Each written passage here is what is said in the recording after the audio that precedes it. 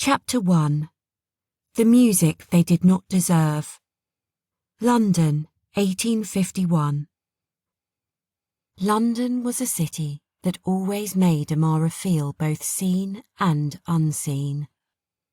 She is the daughter of an English heiress, a woman of pale grace and fine breeding, who was disowned for love, and a herbalist merchant of African descent whose medical knowledge spans generations.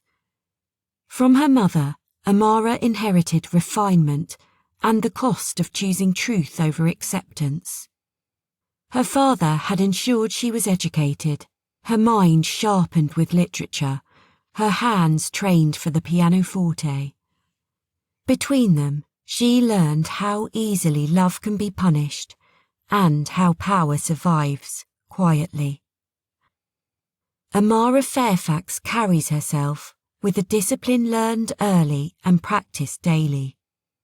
Her presence is quiet but commanding, her rich mahogany skin catching candlelight without inviting it.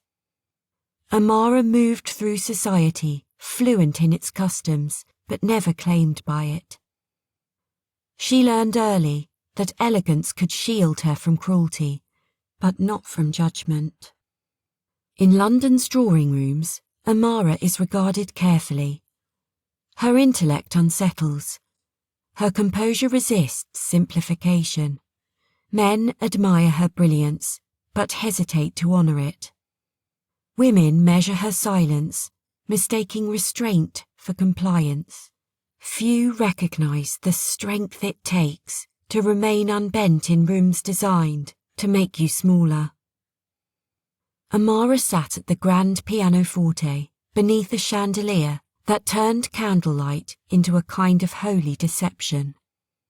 The ballroom shimmered. Silk sleeves, jewelled throats, gloved hands, lifting crystal as if fragility were a virtue. The room smelled of perfume and powder, of warm bodies arranged to look untouched. She played as though she belonged. The first note lingered longer than expected, because silence had learned to hesitate around her. That was the trick. Not the music she had mastered long ago, but the stillness, the calm face, the controlled breath, the careful absence of need. And it was there that Amara found freedom.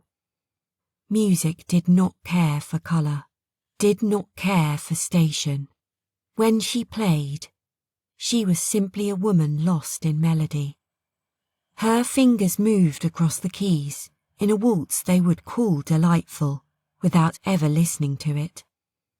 The melody was meant to sit behind laughter, like wallpaper. She was meant to be part of the decor, a refinement borrowed for the evening and returned before midnight. They always watched her like that, as if she were a question their upbringing had not prepared them to answer. Some looked too long out of curiosity. Others looked away too quickly out of fear. The crueler ones watched to see whether she would make a mistake they could enjoy. Amara did not make mistakes. She had learned that perfection was not a gift in rooms like this. It was armour. The music ended before the silence did. Applause followed, carefully and contained. Amara rose from the pianoforte and bowed once, neither grateful nor resentful. Never enough to invite conversation. She had long since learned that restraint unnerved people more than defiance. Her hands were steady. Years of being watched without being welcomed had taught her how to move without asking for permission. The ballroom resumed itself around her. Silk whispered, laughter returned in softened tones. Conversations bent inward again, away from her. She was already disappearing when she felt it. That was when the room shifted. Not all at once. She did not look up immediately. Instead, she closed the music book, aligning the pages with care, aware of the familiar weight of being present where she was not meant to linger.